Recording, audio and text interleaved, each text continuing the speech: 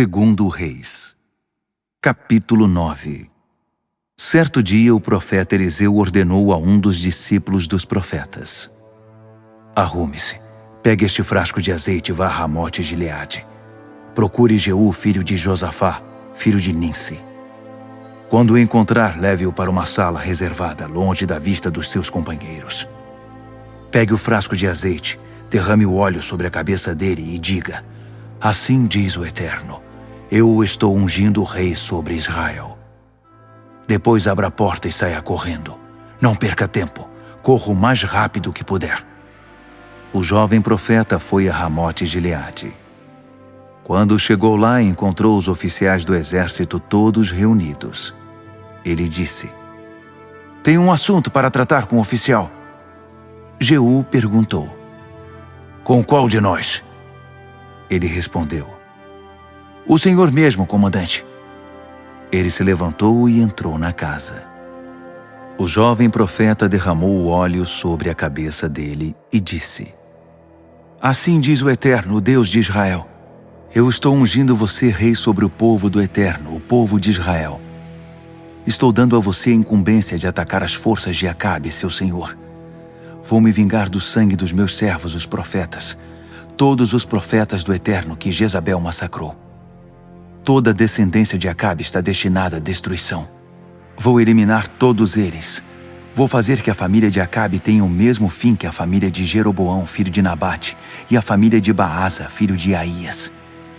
Quanto a Jezabel, os cães comerão seu corpo nos campos de Jezreel. Ela nem será sepultada.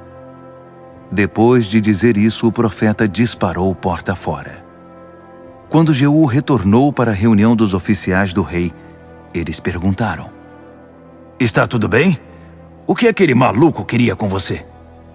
Jeú respondeu: vocês conhecem esse tipo de gente? Só conversa fiada. Eles insistiram: não é verdade. Conte o que está acontecendo. Ele respondeu: ele me disse: assim diz o Eterno, eu estou ungindo você rei sobre Israel. No mesmo instante eles se levantaram, estenderam capas nos degraus, improvisaram um trono, soaram a trombeta e proclamaram: Jeú é rei! Esse fato deu início à conspiração de Jeú, filho de Josafá, filho de Ninsi, contra Jorão. Enquanto isso, Jorão e todo o seu exército estavam defendendo Ramote Gileade contra Hazael, rei da Síria. Jorão estava em Jezreel, recuperando-se dos ferimentos da batalha contra o rei da Síria. Jeú disse: se vocês de fato me querem como rei, não deixem ninguém sair da cidade para levar a notícia a Jezreel. Em seguida, Jeú preparou um carro e foi até Jezreel, onde Jorão se recuperava na cama. O rei Acasias de Judá estava ali visitando Jorão. Uma sentinela que estava na torre em Jezreel viu a comitiva de Jeú chegando e disse: estou vendo um grupo de homens. Jorão disse: mande um cavaleiro sair ao encontro deles e perguntar: está tudo bem? O cavaleiro saiu ao encontro de Jeú e disse: o rei quer saber se está tudo bem. Jeú disse: o que isso importa a você? Vá lá para trás. A sentinela disse: o mensageiro chegou lá, mas não está voltando. O rei mandou outro cavaleiro. Quando chegou, disse a mesma coisa. O rei quer saber se está tudo bem. Jeú disse: o que isso importa a você? Vá lá para trás. A sentinela disse: o mensageiro chegou lá, mas não está voltando. Pelo jeito de dirigir o carro, parece ser Jeú, filho de Ninsi. Ele dirige como louco. Jorão ordenou: prepare-me um carro. O carro foi preparado, e Jorão, rei de Israel, e Acasias, rei de Judá, saíram cada um no seu carro ao encontro de Jeú. Eles se encontraram no campo de Nabote de Jezreel. Quando Jorão viu Jeú, gritou: está tudo bem, Jeú? Jeú respondeu: como poderia estar bem se a idolatria e a feitiçaria da sua mãe Jezabel continuam poluindo a nação? Jorão deu a volta no carro e fugiu, gritando para Acasias: É uma armadilha, Acasias! Jeú armou seu arco e disparou uma flecha, que atingiu Jorão nas costas. A flecha perfurou o coração dele e ele caiu do carro morto. Jeú ordenou a Abidcar, seu oficial: Depressa, jogue-o no campo de Nabote de Jezreel. Lembra-se de quando estávamos no carro atrás de Acabe, seu pai? Foi naquele momento que o Eterno anunciou a destruição dele, dizendo: Assim como eu vi o sangue de Nabote e dos seus filhos ontem, você pagará por isso exatamente no mesmo local. Por isso jogue-o naquele campo, conforme a instrução do Eterno. Acasias, rei de Judá, presenciou tudo e fugiu na direção de Bet-Hagã. Jeú o perseguiu, gritando: Peguem-no também! As tropas de Jeú atiraram contra ele e o feriram no carro, na subida para Gur, perto de Ibleã. Ele conseguiu chegar a Megido e morreu ali. Seus ajudantes o levaram para Jerusalém e o sepultaram no túmulo da família, na cidade de Davi. Acasias tinha começado a reinar em Judá no 11º ano do reinado de Jorão, filho de Acabe. Quando Jezabel ouviu que Jeú tinha chegado a Jezreel, ela se pintou, arrumou o cabelo e ficou na janela do palácio. Quando Jeú chegou à cidade, ela gritou: Como vai, Zinri, seu assassino de reis? Jeú olhou para cima e disse: Alguém vai me apoiar? Uns 2 ou 3 eunucos do palácio olharam pela janela. Jeú disse: Joguem-na para baixo! Eles jogaram Jezabel pela janela. O sangue dela espirrou na parede e nos cavalos, e Jeú a atropelou. Depois Jeú entrou no palácio e se alimentou.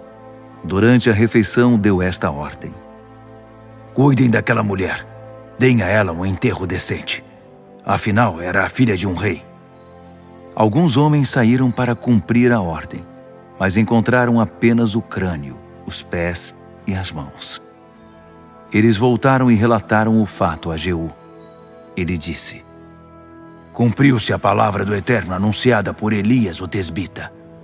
No campo de Jezreel, os cães devorarão Jezabel. O corpo de Jezabel será espalhado por cães nos campos de Jezreel. Velhos amigos e admiradores dirão: Será que esta é Jezabel? Segundo Reis, capítulo 10.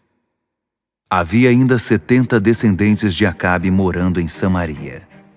Jeú escreveu uma carta aos oficiais de Jezreel, às autoridades da cidade e aos responsáveis pelos descendentes de Acabe, e a enviou a Samaria.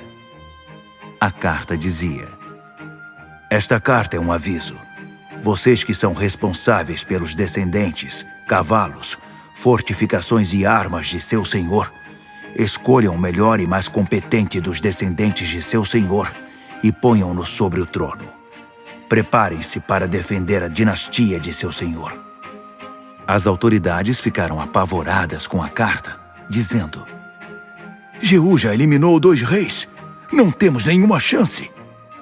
Por isso enviaram o administrador do palácio, o governador da cidade, as autoridades e os responsáveis pelos descendentes a Jeú com esta mensagem: Somos seus servos. Faremos tudo o que o Senhor nos ordenar. Não instituiremos nenhum rei aqui. O Senhor está no comando. Faça o que achar melhor. Jeú escreveu outra carta: Se vocês estão mesmo do meu lado, devem estar dispostos a seguir as minhas ordens. Portanto, quero que façam o seguinte: cortem a cabeça dos descendentes de seu senhor e tragam-nas amanhã para mim aqui em Jezreel. Eram 70 os descendentes do rei. As autoridades da cidade eram responsáveis por eles. Quando eles receberam a carta, prenderam e mataram todos os 70. Depois puseram as cabeças em cestos e as enviaram para Jeú em Jezreel. Alguém disse a Jeú: Eles entregaram as cabeças. Ele disse: Façam 2 montes e deixem que elas fiquem na entrada da cidade até de manhã.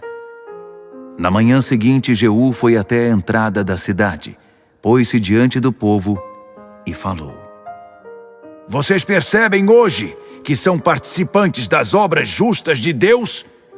É verdade, fui eu que conspirei e mandei matar o meu senhor. Mas vocês sabem quem é por esse monte de caveiras?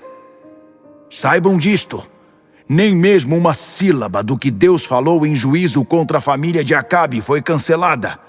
Vocês mesmos estão vendo que o Eterno cumpriu o que disse por meio do seu servo Elias. Então Jeú mandou matar os que restavam da família de Acabe em Jezreel, bem como os amigos mais chegados, os conhecidos e os sacerdotes. Todos foram eliminados. Depois disso, Jeú partiu para Samaria. Perto de Bet-Equed dos pastores, ele encontrou alguns parentes de Acasias, rei de Judá. Jeú perguntou: Quem são vocês? Eles responderam: Somos parentes de Acasias e viemos para o encontro da família real. Jeú ordenou: Prendam-nos! Eles foram levados e mortos junto à fonte de Bet-Equed. 42 homens morreram. Nenhum sobreviveu. De lá ele seguiu o caminho e encontrou Jonadab, filho de Recabe, que vinha justamente para falar com o rei. Jeú o saudou e perguntou: Você concorda com o que estou fazendo? Jonadab respondeu: Sim, conte comigo. Jeú disse: Então aperte a minha mão. Eles apertaram as mãos e Jonadab subiu no carro com Jeú. Jeú o convidou: Venha comigo e veja você mesmo o zelo que tenho pelo Eterno. E foram juntos no carro. Quando chegaram a Samaria, Jeú mandou matar todos os que naquela cidade ainda tinham alguma ligação com Acabe. Foi um terrível massacre, como o Eterno tinha revelado a Elias. Em seguida, Jeú reuniu todo o povo e falou: Acabe serviu a Baal muito pouco. Jeú será muito mais devoto. Chamem todos os profetas de Baal, todos que o serviam e todos os sacerdotes. Todos devem comparecer aqui. Não deixem ninguém de fora. Preciso oferecer um grande sacrifício a Baal. Quem não aparecer será morto. Na verdade, Jeú estava mentindo. Ele queria destruir os adoradores de Baal. Ele deu esta ordem: Preparem uma santa assembleia em honra a Baal. Eles fizeram conforme o pedido dele e marcaram a data. Jeú convocou todo o povo de Israel e todos os servos de Baal compareceram. Não faltou ninguém. Eles encheram o templo de Baal até não caber mais ninguém. O rei instruiu o encarregado das vestimentas: Traga vestimentas para todos os adoradores de Baal. Ele trouxe todas elas. Jeú e Jonadab, filho de Recabe, entraram no templo de Baal e disseram: Certifiquem-se de que não haja nenhum adorador do Eterno aqui. Só Baal será adorado. A cerimônia começou com sacrifícios e ofertas queimadas. Jeú tinha deixado 80 homens de prontidão com a seguinte ordem: Não deixem ninguém escapar. Quem deixar escapar alguém, pagará com a própria vida. Quando as solenidades do sacrifício chegaram ao fim, Jeú deu sinal para os oficiais e guardas: Entrem e matem todos eles! Não poupem ninguém! E começou o massacre. Os oficiais e guardas iam jogando os corpos para fora, a fim de poderem entrar no santuário de Baal.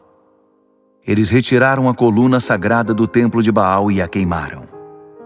Quebraram também os altares de Baal e derrubaram o templo. Desde então o local é usado como latrina. Foi assim que Jeú eliminou o Baal de Israel. Apesar disso, Jeú não se afastou dos pecados de Jeroboão, filho de Nabate, que levou Israel a uma vida de pecado. Os bezerros de ouro em Betel e Dan permaneceram. O Eterno disse a Jeú: Você fez o que era certo, seguindo as minhas ordens. Cumpriu o que determinei a respeito da família de Acabe. Por isso, sua descendência permanecerá 4 gerações no trono de Israel. Mesmo assim, Jeú não teve o cuidado de seguir com toda dedicação e integridade os caminhos do Eterno, o Deus de Israel. Ele não se afastou dos pecados de Jeroboão, filho de Nabate, que levou Israel a viver em pecado. O Eterno começou a diminuir o território de Israel. Hazael invadiu as fronteiras de Israel desde o Jordão na direção leste, todo o território de Gileade, Gade, Ruben e Manassés, desde Aroer, próximo do ribeiro de Arnon, abrangendo toda a região de Gileade e Bazã. O restante da vida de Jeú, com suas realizações e sua fama, está tudo escrito nas crônicas dos reis de Israel. Jeú morreu e foi sepultado no túmulo da família em Samaria. Seu filho Jeoacás foi seu sucessor. Jeú reinou sobre Israel em Samaria 28 anos. Segundo Reis, capítulo 11. Quando Atalia, mãe de Acasias, soube que ele estava morto, mandou matar toda a família real. Mas Jeoseba, filha do rei Jeorão e irmã de Acasias, pegou Joás, um dos filhos de Acasias marcados para morrer, e o escondeu junto com sua ama num quarto, para que Atalia não o encontrasse. Por isso ele não foi morto. Ficou escondido 6 anos no templo do Eterno. Enquanto isso, Atalia reinou sobre a nação. No 7º ano, Joiada mandou chamar os capitães da guarda e os seguranças do palácio. Eles se encontraram no templo do Eterno. Ele fez um acordo com eles depois que juraram não dizer nada, e então apresentou o príncipe a eles. Em seguida disse: "Vocês vão fazer o seguinte: os que entrarem de serviço no sábado guardarão o palácio. Os que saírem do serviço no sábado montarão guarda no templo do Eterno. Vocês devem se unir na hora da troca de guarda e armados protegerão o rei. Matem qualquer um que se aproximar da barreira que vocês vão formar. Não desgrudem do rei nem por um segundo. Acompanhem-no aonde ele for." Os capitães obedeceram às ordens do sacerdote Joiada. Cada um reuniu seus subordinados.